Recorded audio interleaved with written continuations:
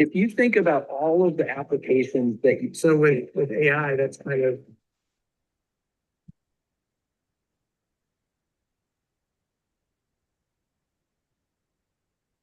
All right, welcome everyone to the Access 360 podcast. We've got some special guests today. The Access 360 podcast is really where ideas and people and thoughts come to get together, evolve, and see where it goes. We've got some actual podcast experts in some ways in the house today. So we're going to leverage some of their knowledge, their wisdom, and see where this conversation wants to go.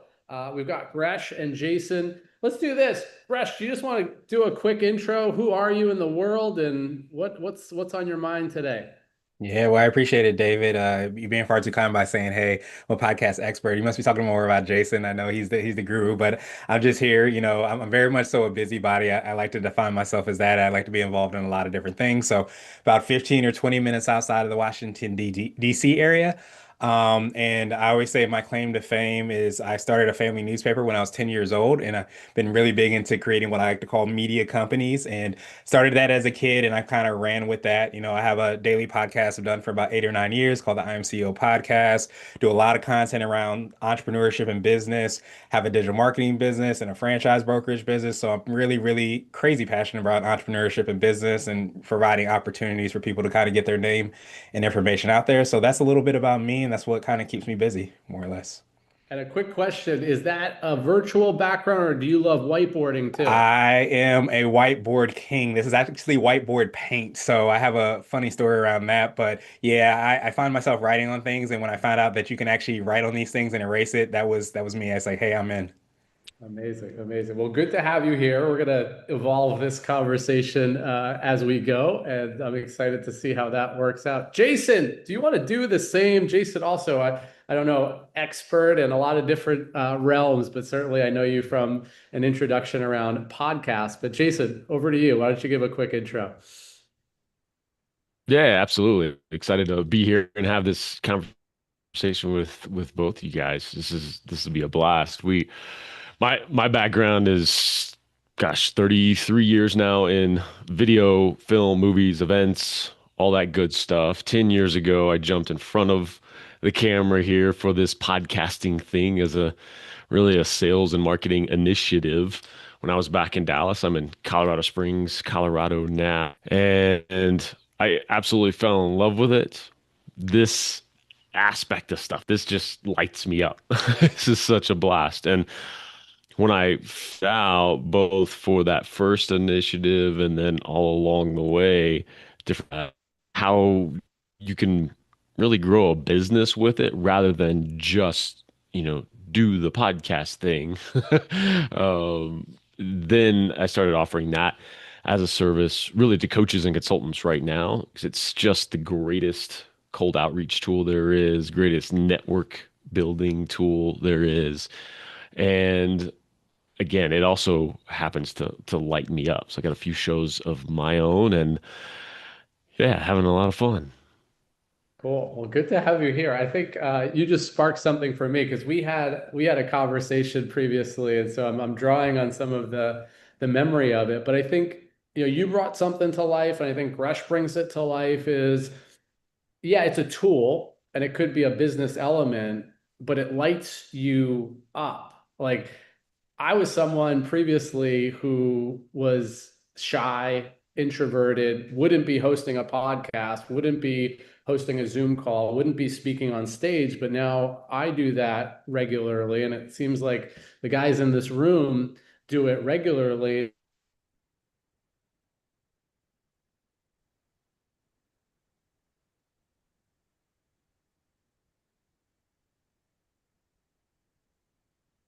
This is our first takeover moment here, Yes, Grish. it is.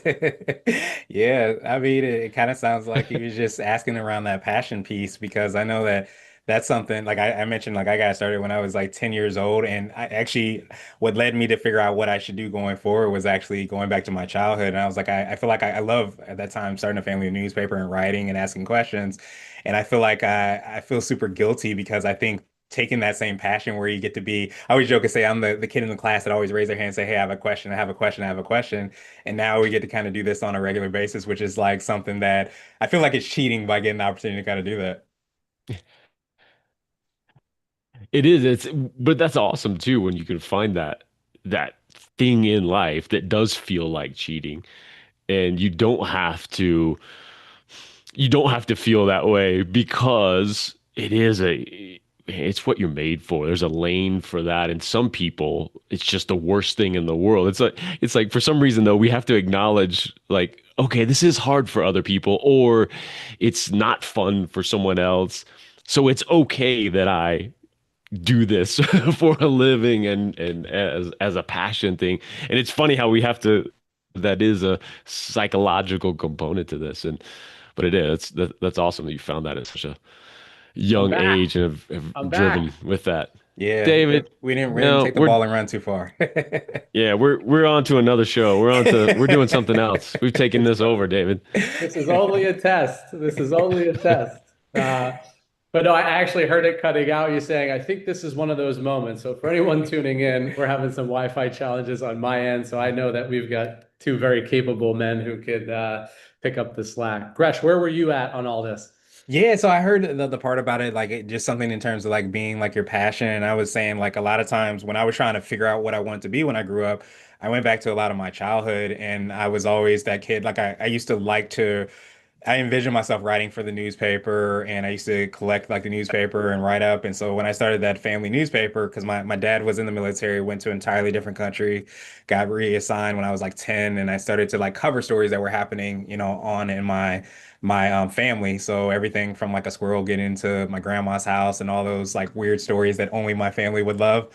But I sold the subscriptions too. And I say all that to say like when I was like, hey, what do I want to do? I started to kind of lean into that, like writing and talking with people, communicating. And then I heard about this thing called podcasting. I was like, that sounds pretty cool. So I started to take recordings I had from writing, and that's what kind of like planted the seeds of those first podcasts. Very cool.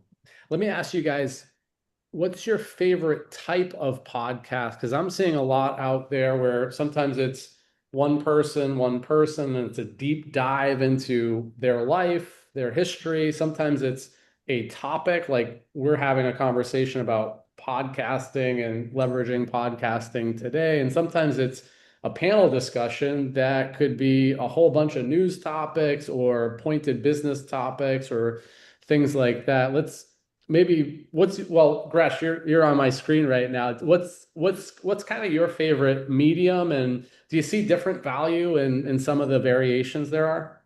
Yeah, I mean, I think the most exciting thing for me around podcasting is I think it can be very much so like life and like business is like it's a journey. So I do really enjoy listening to those long form kind of interviews. I don't do as much of those myself. I actually miss doing a lot of those. As being a podcast host, but I really love listening to those because you never know like where the journey is going to go. Of course, time is always that constraint, with everybody. So I always use the 2x, 3x speed to kind of get in as much information as I can. But that's something I really do love, as far as like, the how I built this, like getting the behind the scenes on like what people have done to get to where they are. So I think that journey is always something that's really exciting for me, to kind of see. But like each of them has their pros and cons. And I think with the medium is just being flexible enough to kind of go with it because sometimes you say, hey, I have this person on the show. I'm going to ask this question, this question, this question, but then they say something and you're like, wait a minute, let's go behind the curtain and hear a little bit more around that. And it takes you someplace you never thought you would be. It's like you uncover a little diamond in the rough, and then let's not just skip over that diamond in the moment, because I think that's sometimes where all of the gold, so to speak, not to use another luxury item, comes out of it. But Jason, what's your take? Do you have a favorite medium, or how do you look at the different mediums in which podcasts are being hosted? Yeah, and I'll divide these between podcasts to create and podcasts to consume as well. And on the consumption side, like Gresh mentioned, I love the long form. I love those deep dives. It makes it really hard to go back and watch a late night talk show interview that's so surface level and painful and 6 minutes long when you're used to these deep dives now that go an hour and a half, 2 hours, and you can mine that value and you listen to that great host that really follows a thread and acts on the audience's behalf. And it's like, no, I need, oh, wait. You said what now? Let's get into that. Something that would just get brushed over on the old school style of interview. Now we can go deep and there's so much value, like you were both talking about there. So there's a consumption side. I divide those things up because on the production side, there is even that gets divided between what do we want to create? Are we creating a podcast to grow the biggest audience possible, to reach a certain demographic? All of those things. For me and the folks I work with, it's really first and foremost this business building tool. So it's about that other person that you're bringing on because you have a show and you're able to start that relationship that maybe a client, eventually, or a strategic partner or somebody like that. And so in that core, the way I've structured mine and I recommend to my clients is, you mentioned it, David, around a core topic. So there is this, obviously it's going to relate to that guest who's coming on, but it's now two experts having a conversation around this core topic rather than host interviewing expert, and there's a different dynamic. So I try to bring my clients to, embrace this idea. Hey, you're an expert. Let's make sure that's up there and let's dig into a core topic around that just to give that opportunity for your expertise to come out as well. Yeah, I think that's what I think personally resonates with me the most is having two guys like yourselves who are certainly a little bit more knowledgeable than I am in the arts and crafts of podcasting and maybe a little bit more experience. So I'm learning, but I also think from a business perspective, our clients, a lot of them probably would benefit from understanding the value of a podcast and having people on their podcast and launching one. And so I thought this would be a valuable conversation, not only for the three of us to have, but then other people could get some tips and ideas and maybe want to reach out to the two of you for some of the insights that you provide. So that's how I see it. And Jason was going to be on today, and I met Gresh through a group networking chat, and we had a quick conversation. And he said, "Oh yeah, well I do this kind of business development, and I do a podcast." I was like, "Wait, you do a podcast?" And so I said, "Why don't you join us on Friday?" So it's kind of a cool way to build relationship, deepen relationship, build business. So Jason, let me go back to you, and then we'll go to Gresh. Like how do you see it as like a valuable tool for a business owner who may be like, not like, I got to do a podcast. They're not even necessarily open to thinking about doing a podcast. Like, why is it valuable for a business? So there's a couple of lanes for it. One is that just like sales is valuable for your business, so is this is enabling that. And so even if you only have your sales and marketing hat on, how do I get in front of more people who could potentially be my client? And in the most natural and easy way, a giving way first, especially coaches and consultants, right? They're used to, that's how they get clients, is having a conversation. And it's just the greatest way to say, you know what, I have no idea if you would be a potential client or not, but let's have this conversation to find out. And in the meantime, I'm shining a spotlight on you. You've got this material to go away with. If nothing else, I can give and win, and there's a relationship built there. And then that may lead to something. So if nothing else, there's that aspect. Now, in 2025, going into 26, as we are, it's also this idea of you better have a personal brand to distinguish yourself, or you're just going to get lost. And it's one of the easiest ways to do that, to have this platform and this launching place to establish that. It's one of those things that it's almost a prerequisite now to be in business, to have something like this, these media properties, as Gresh is, a genius in and building these things out. You've got to have this stuff to distinguish with your specific folks. Beautiful. Yeah. Gresh, what would you add into that mix? Yeah, I mean, I think that when we chatted, David, that was one of the things. Is like it's you go to the networking event and you're like, hey, here's my business card, here's my business card. And when you start to have deeper conversations, you're like, you have a podcast. Wait a minute, I have a podcast. Why don't we do a podcast swap? And I think that's one of the exciting things. I had Jason on the show as well too, and it dropped so much knowledge and information. And I think one of the things we kind of touched on, that I had somebody on my show, he wrote this book called Content-Based Networking, which I think is like a phenomenal approach to take, where I think so many times we can have very surface level conversations, but when you're able to go deeper and co-create content, because we have this technology now in our pockets or right on our computers, that we can literally hop on and share each other's genius and kind of riff off each other and have that back and forth. It's like such a different way to kind of build those relationships and connections. So like when you're thinking of business, you're obviously wanting to get your name and information out there. Visibility is the name of the game. The more people know about you, especially the people that can use your products or services, that's going to help you. But I think one of the things that I think is underutilized or people aren't as aware about is like those conversations that happen after the record button goes off, like where people are saying, hey, you do this, hey, I do that, hey, I've been working on testing this out, you're doing that. Why don't we co-create that? Or, hey, what have you been working on? I haven't talked with you in a year. Just whatever those things. I think that happens because these foundational co-creation opportunities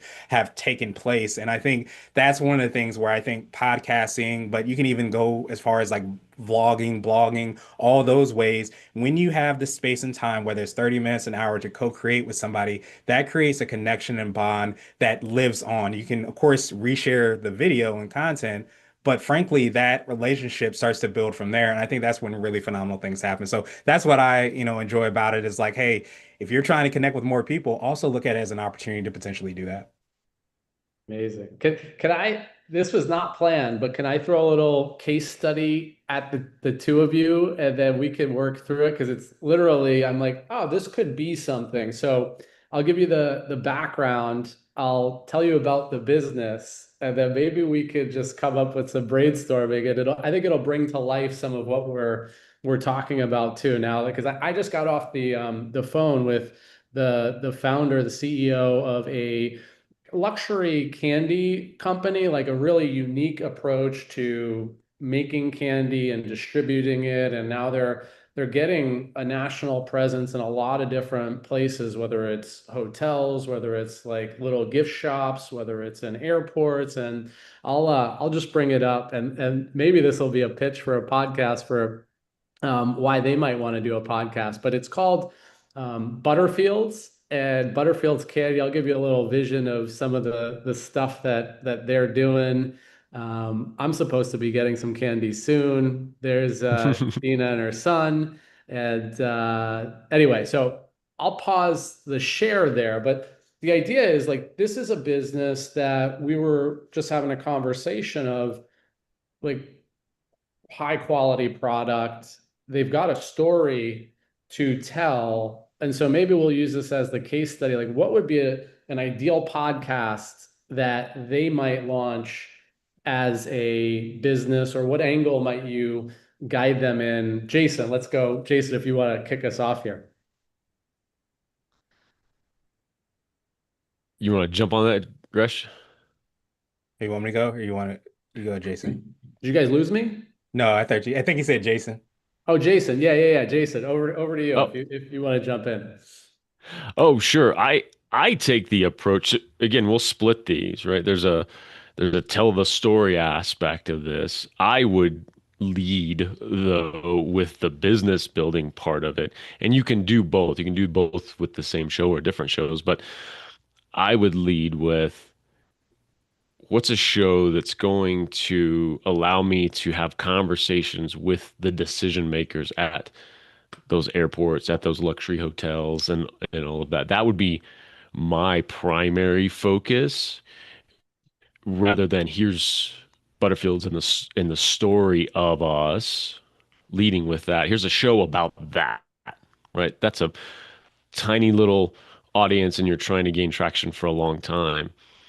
To actually grow the business, I would focus on those decision makers. What is it, a show about luxury brands? Is it about hospitality? What is that role of those folks who say yes to allowing products in like that, and then build it around that?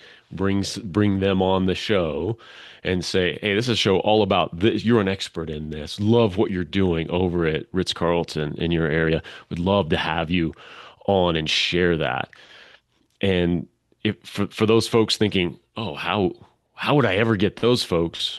Gresh, I'm sure you can attest as well. It's the most phenomenal thing in the world that we find out early on doing this. Almost nobody says no. I mean, yes, we're not talking about going and asking Oprah to be on tomorrow, but you will be amazed the amount of people who say yes to being on a show, even if it's brand new, even if there's not a big audience, to have those conversations. And then that leads right into what we've been talking about as a way to build those relationships along the way. Yeah, I mean, it's a testament to this conversation. I got two rock star podcasters on here, and like, who am I, Uh, Gresh, what do you think about all that? Yeah, I mean, I just want to piggyback on what Jason said. I mean, it's as absolute gold what he said. Like, I think so many times, like, I have a talk that I give a lot where I say everybody's a media company. And I say there's like three main questions you want to ask. You want to understand, who you're targeting, paint that picture of who you're targeting. That's exactly what Jason said. Who are those decision makers that are going to help you to grow your business forward? Like, paint the picture of who those are. You want to understand like what success looks like, and then you want to be honest about the resources that you have. And when you answer those three main questions, what that helps, I think, you to do is to structure how you want to like attack like creating a podcast. Or I draw an analogy of like anytime people do marketing, it's a lot like going to the grocery store. You figure out what ingredients you need to put into the cart to make what you're trying to make. And most people go to the grocery store hungry, they just throw everything in the cart and say, hey, I need to do a podcast because I hear this person's doing a podcast. But when you're strategic about it, and this is my target market, this is my goal, and these are the resources I have, you can lean into that. And I think the only thing that I would kind of add on to what Jason said is like, and we know this a lot, David. I'm sure we hear this a lot, is around those referral partners.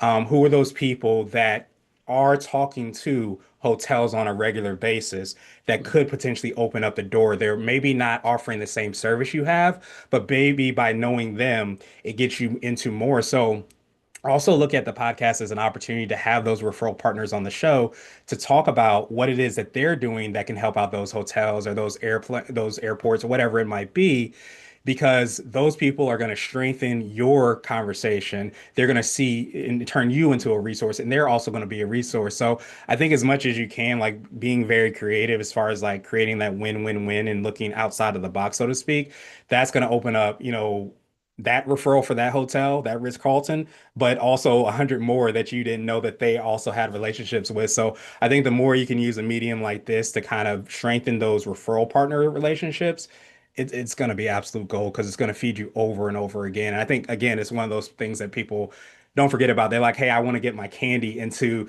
this hotel. So they're thinking like on that level. But when you know the person that could open up the door over and over and over again, that's huge. I think something else that I think you guys probably are touching on and saying is like you may not be the authority in the hospitality space, but because you're hosting the conversation that is pretty much putting you in the leadership of those conversations, you become an authority in a space where now that's a valuable branding, which I think you guys have both spoken to, is the element of how do we create, curate, and expand our brand awareness in the particular industry with the particular leaders that we want to be known to. Is that fair to say, Jason? Yeah, there's that proximity effect, that authority by proximity. Like, it just naturally happens in this scenario that we're talking about. And then also taking it and not being afraid to, You don't brand the show the Butterfield Candy Show at all. You brand it around that core topic of, let's say, hospitality. And at the same time, don't be afraid to be your top sponsor of your own show, right? The show is powered by Butterfield Candy, the top luxury candy that we, like, don't be afraid of that as well. I think people swing that pendulum to both sides. Either it's all like, oh, this has to be a show about the candy and we talk about the candy, we do, or they go, oh, well, I don't want to sell if I'm doing this other way. I can't, we've got to blend all these things together. Well, that yields and also an interesting question. Would let's say the founder is that's not me. I'm not the person who's hosting a podcast. I'm not the one who's interviewing. How would you guide in that case? Do you find somebody else to help build this, or do you try to figure out how they can best be served in that way? Like, how do you guide that kind of scenario? And I'll go Jason, then we'll go Gresh. So sorry, Jason, right back to you. Oh yeah, no, yeah, I think it's either that there's power in the face of the company who wants to be that.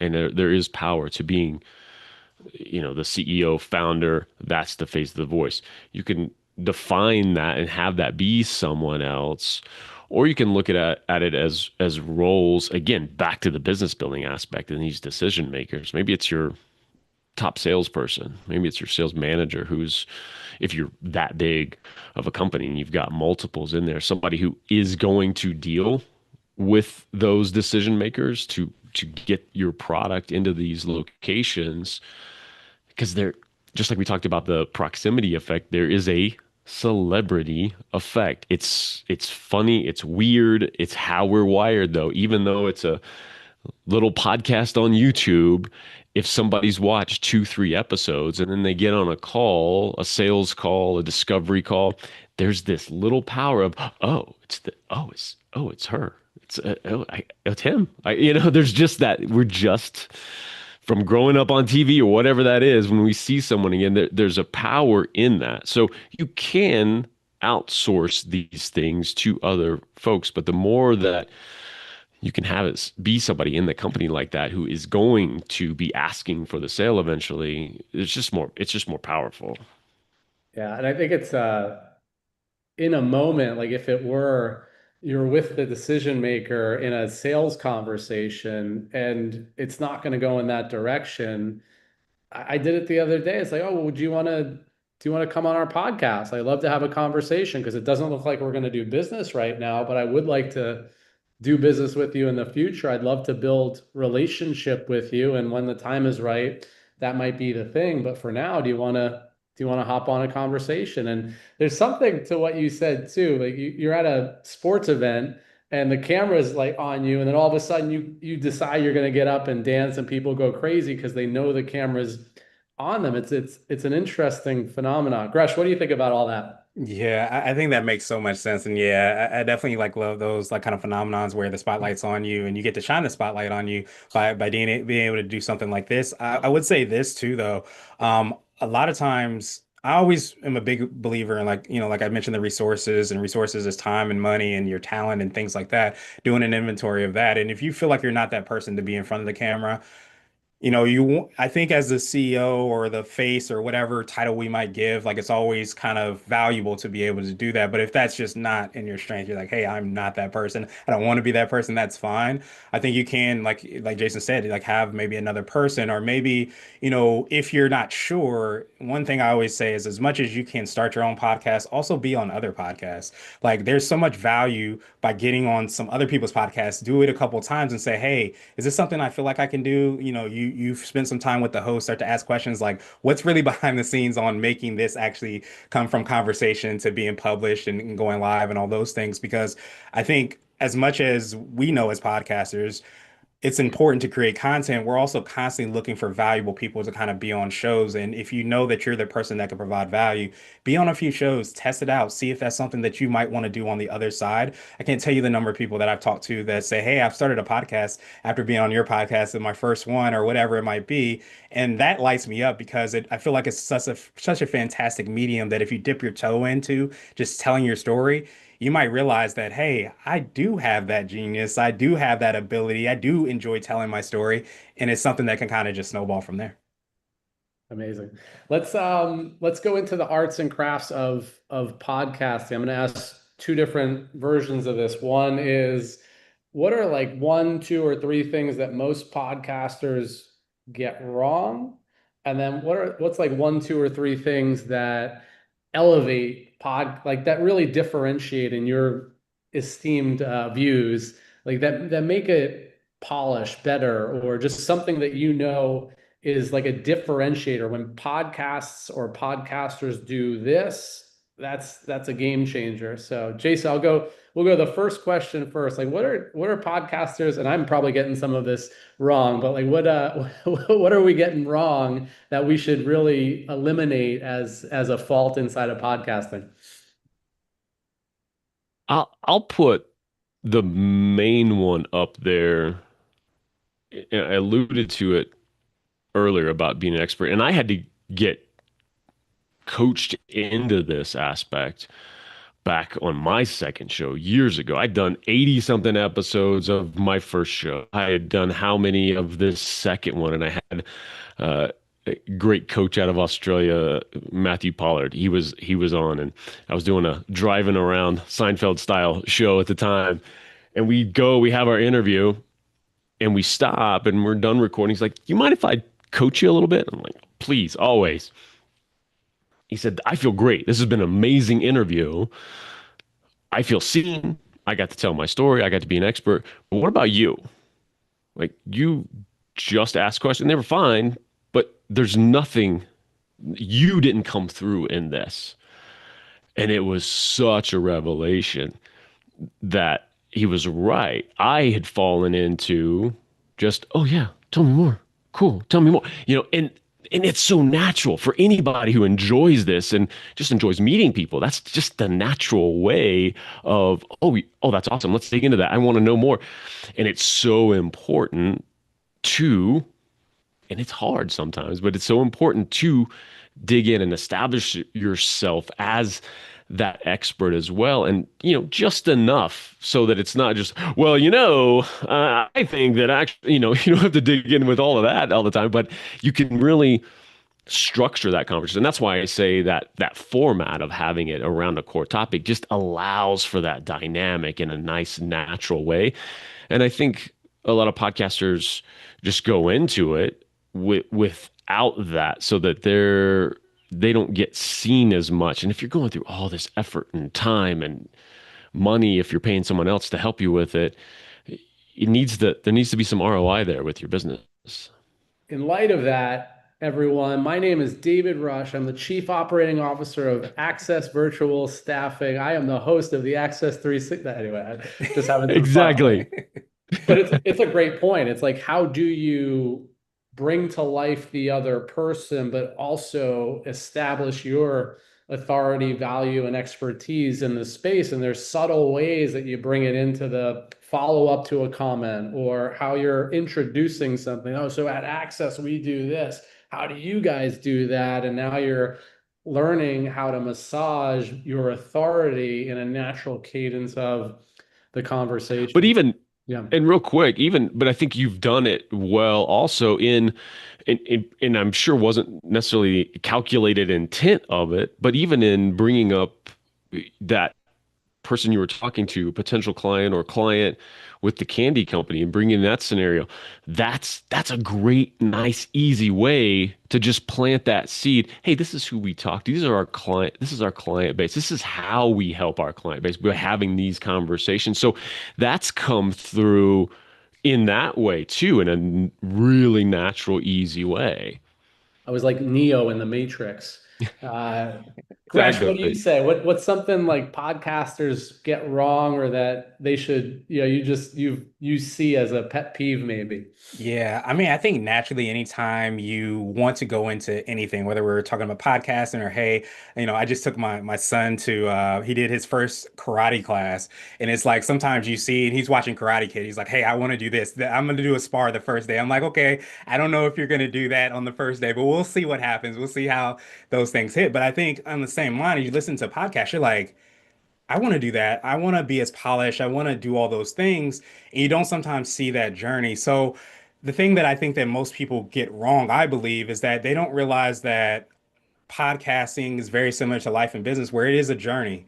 And sometimes you don't have all the things and all the pieces in place. And I think sometimes people say that I need to have all those things in place because I want to sound like Jason. I want to sound like David, and they never ever start. So I think one of the big things, like if you listen to my second podcast, I couldn't get the person's name right on the first episode, and so I was literally like recording. I couldn't find where I was going to put her name, and all those things happen, but you don't always hear that. So I would say like if you have this interest or you're thinking about having that story to tell, or frankly if you have this expertise, don't feel like you have to have all the things in place. Of course, you want to lean on expertise like Jason and David have, but at the same time, don't feel like you need that to get started because a lot of these podcasters that have done phenomenal work have done lots and lots and lots and lots and lots of episodes. It's a 10,000 hours. When you realize that in order to put in 10,000 hours, you have to put in that first hour, it starts to kind of like make sure that you can take those first steps to kind of get to where you want to go. Just start it. Just do it. Get out there, take the step, and you learn along the way. And sometimes that's the hardest step is the first one. And then I think that's also part of it. What you just said, the 10,000 hours, like you're not going to be well, some people might naturally be, but most people are not naturally going to be good podcasters. But once they put in the hours, the work, we as humans evolve and get better. And I think that's part of the game we're playing here. All right, Well, and game I'll changer. Yeah, go real ahead. quick too, and maybe it leads into that what to do, right? But to jump right off of what Gretchen was talking about, the addition to that, when I always try to hammer home to folks, because it's the reps. Like there's just no way around it than the reps. It, it is just conversation after conversation and do it again and do it again and do it again. Plus, what nobody ever wants to do that will skyrocket your progress is listen to it back, watch it back. Bonus points if you're editing your own stuff, because I'm sure you can attest as well. Like that's when you really get into, I can't believe I say that I got to cut that out and I got to cut that out. And you're editing out other people and you're like, oh, I'm going to never say that again. But that is the juice. And it's nothing any of us want to do, especially in the beginning. Like, oh, I don't want to listen to my voice. Oh, I can't believe I said that. The amount of times that I would listen back to that first show, especially that I did, and just I'd be yelling at myself through the radio. I'm listening back. I'm like, what are you doing? Finish a sentence, man. Come on. But it was the greatest tool, not only for podcasting to get better, but just communicating in life. I stopped saying certain words over and over again in regular conversation because I was so horrified with listening to myself back, but it helped so much. It's funny you say that because I know we recently had a conversation about that topic, but now you're reminding me last Thanksgiving, which is coming up here, the family gave me feedback that one of my main descriptors when I like something is that's amazing.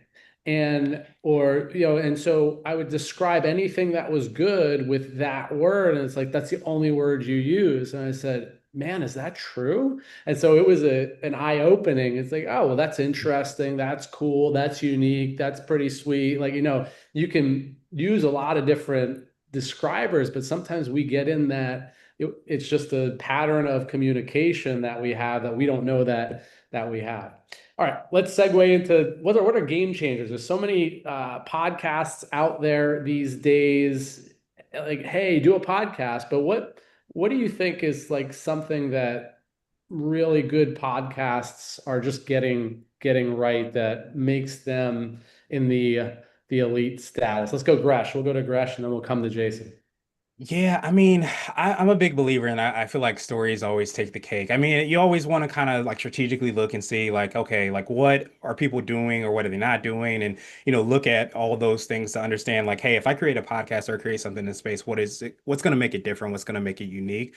I really believe that to me, stories take the cake. I think that so many times we forget about the human part of business, of life, of just all those things, and I think the more that you can weave that into everything that you're doing, I think that's going to make that into a better podcast because I think at the heart, we all want to be, seen. We always want to be heard and we want to be appreciated. That's just like human nature. And I think the more that you're able to do that, the better off it's going to be. So it's not just saying, hey, I could do X, Y, Z, and A, B, and C. It's being able to tell the stories, have those case stories that you had, like in the beginning that we are in the middle that we kind of chatted around, like this is what we would actually do there. I think it brings everything to life because people can listen to the podcast and not just say, oh, that sounds good. They can say, hey, I'm going through that struggle, or hey, I struggle, I want to get better at this, or hey, I thought it was only me that could do that. And when you get those like human feelings towards your podcast, I think that's when things go to another level. So I think the great ones are really like dialed into that story, that empathy, that understanding, the awareness, just all those things, that human part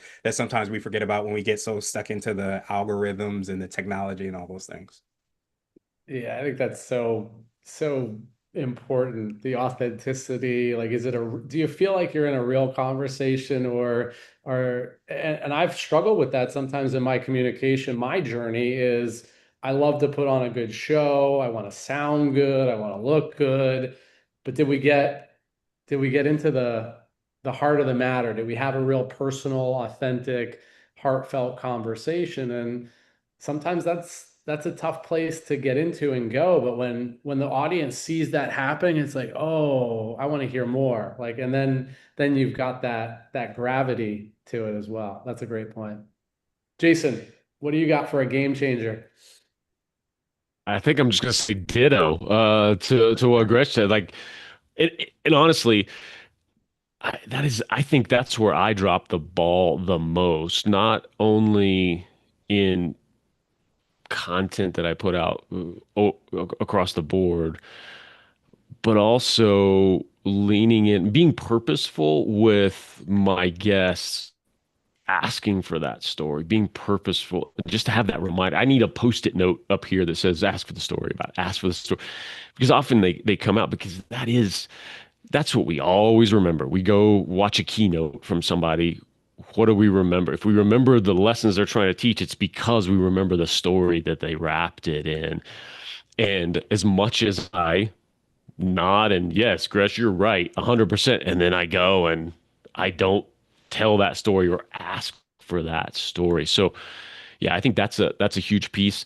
I think the only other one to add into that as an interviewer running your own show is really really that listening aspect and having a conversation. We've talked around it and we've kind of just been this assumption because that's how, I mean, you've done a great job with this of like, we're having a conversation like, oh yeah, what about this? Oh, let's have this case study. And that is for any show out there that's good, that has legs, that people enjoy watching. It's a natural flow. And so many people get locked into, well, here's the 10 questions I ask every time. And we've probably all listened to an example of some of those shows where somebody answers and you're like, wait, what? And then they go on to the next question. You're like, what are you talking? How do you not dig into that? So really making sure that's a piece of it and not this defined. This is the questions I decided beforehand that I'm going to ask. Instead, have that jumping off point, have your research, but then flow and have that natural conversation. Yeah, I think there's got to be a willingness to allow the unexpected to show up and the space and flexibility to lean into that and to one, be aware of it. Two, when you see it, it's like we should go there, and then having the ability to take it there and then bring it back. Obviously, we want to stay on course sometimes too. So it's I think, and that comes. And that's a great point too, because there really is that. There is a dance with that to stand in your power as the host and not just follow the agenda. Because sometimes you have a strong guest who has they're defined. Hey, these are, you may not be asking these 10 questions, but these are the 10 questions I'm going to answer, however it is. And sometimes you got to bring them back into that flow for sure. All right, as we're heading to the finish line here, maybe it's a kind of a heartfelt question, but it's what are you most passionate about doing these days, and who do you love to work with? Like what's your drive, what's your passion, and who's your ideal person to be doing things with, doing your business with? Gresh, I'll go to you, and then we'll come to Jason. Yeah, I would definitely say, outside of my family, my wife just we have a what will soon be a one year old. So, that's been a passion of all things, just seeing him progress. And a lot of times you remember like kind of the journey and everything like that as you kind of go through that. I think I'm really passionate around entrepreneurship. Like I mentioned, I started to do a lot of like franchise brokering and helping people find franchise opportunities. And the reason I kind of love that because I'm passionate around entrepreneurship, haven't delved down as much into like franchising as an opportunity. So I really like to, at the heart of like why I started the podcast, why I made it a daily podcast, is I wanted to paint a broad brush and a holistic brush on what it means to be a CEO, entrepreneur, and business owner. People say it's this once they hear that. I wanted to kind of debunk that. And the way that I try to debunk that is by having different types of people on the show at different sizes, different stages. And I feel like that paints a broad brush on what entrepreneurship and being a CEO, entrepreneur, and business owner can look like. So I think I'm really passionate around those stories that people tell that are outside of the box, that are unique, or different ways to Mhm. run a business. You have two people that run the exact same business or exact same services and do it in different ways, but they do it because this person had this happen to them when they were 10 years old, and that changed their trajectory completely versus another person that worked in corporate for 20, 30 years and they run their business in an entirely different way. So I get excited about things like that. And I think that when I can share at the very least, a piece of that, that really helps out as far as like saying, hey, I'm not like this person, but I'm like that person. So maybe I can start a business or I could think about it or I could do a side hustle, whatever that might be. So I think that's what I'm really passionate around is like the more that I can learn around entrepreneurship and business and get to kind of share that with people as an opportunity for hope and to solve whatever problems there might be. That's what really kind of lights me up more than anything else. I love that. Yeah, I mean, I think it's like I think there's an entrepreneur inside of all of us in some ways. Like we're leaders in our own lives, whether we're working for a corporation or not. But like that's been part of my drive too, is to have the courage sometimes to go out and do the thing that's in your heart, and like not like shy away from it, like to lean into it. And that's not easy sometimes. So I think Yeah. you're providing a good space for people to be able to explore that. How do people contact you? What's the best way to get in touch with you? Yeah, to make it easy, I have a site, imgresh.com, imgresh.com, has links to the podcast, links to blogs, all the busybody things that I have going on, so you can find it there. Amazing. All right. Jason, over to you. What are you passionate about? Who do you love working with? Yeah, certainly. Oh, well, on the personal side too, certainly just spending as much time with my three boys as possible is always that's the juice and the fun.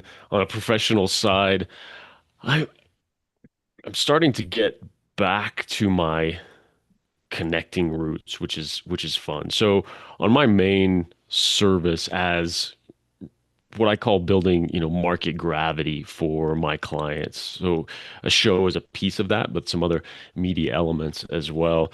Those ideal folks are the coaches, consultants out there who have this authority. They've got this amazing way that they're changing lives and just not enough people seeing them. That common thread is my clients love me once they know me and they have a conversation and they work with. I'm just not in front of enough people. And that's a passion project there in the sense of from dear friends who are though in those roles to people I meet every day. Like that's the fun to be able to get that attention for those folks. And then at the same time, also what's reigniting is this connection path. So back in the Dallas days, or along the same time, but like a decade ago when I was starting the show, I transform myself into this connector person. You know, like, oh, you got to meet this person. You got to do this. And that just lit me up. But and since moved out here right at 2020 and left my network of folks and all of that. And I really that piece of me kind of atrophied a little bit in the last couple of months. That's been reigniting. And so I've been putting things in place to really get purposeful with being that connector, that referral partner again, and connecting those folks. So those are the things that are lighting me up.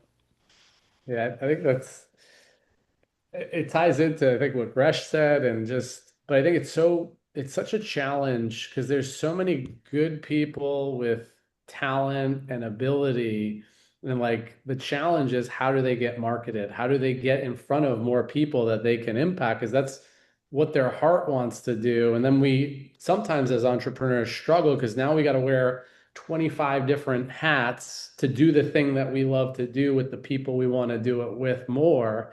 And so I think it's a valuable resource that you provide, that if people can understand it and employ it, it can put them in front of more of the people and have them being able to do what's on their heart more often, and oftentimes in a more valuable and voluminous way. So that's cool. How do people get in touch with you, Jason?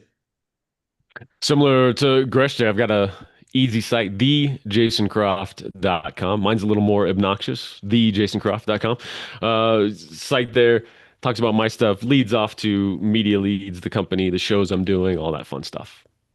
Amazing. All right. Final comment from both of you. How was this experience for you? And what's like one word of wisdom, something that you often say, that's something that's either a lesson you've learned or just a phrase or a motto you live by. So how was this conversation? And then what's one thing you just that you kind of like a mantra or something like that? Gresh, over to you. Yeah, absolutely. I love this conversation. It's funny when David and I first chatted, I was like midway into scarfing down my lunch. And I'm so happy that we got a chance to kind of chat a little bit. And you couldn't see me while I was scarfing down my lunch. But at the end of the day, I'm glad that this opened up this opportunity because I think it was a phenomenal conversation. And I love like sharing as much as possible. Again, to share the mic with both of you guys has been absolutely awesome. And kind of leave everybody with something that I kind of leaned on when I first started my marketing business that I say to myself over and over again and still do is don't tell me the sky's the limit when there's footprints on the moon. I don't know who actually said it. So if you don't know either, just say it's me. And at the end of the day, I think there's so many people that say you can't do something, it's impossible, it's never been done before. So I think whether we're talking about a podcast, a business venture, a book, whatever it might be, lean into that. You don't have to put everything on black or sell the farm in order for you to get to where you want to be. Sometimes you can test it out on a small level, but try to do that. And there's not enough people, I think, cheering people on saying, hey, you can do that. So I want to be that person to do that. So don't let people tell you the sky's the limit when there's footprints on the moon.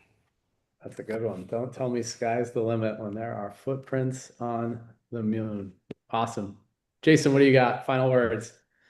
Yeah, it's such a blast, this conversation. You've done a phenomenal job, David, bringing us together and steering this whole conversation. It's been wonderful.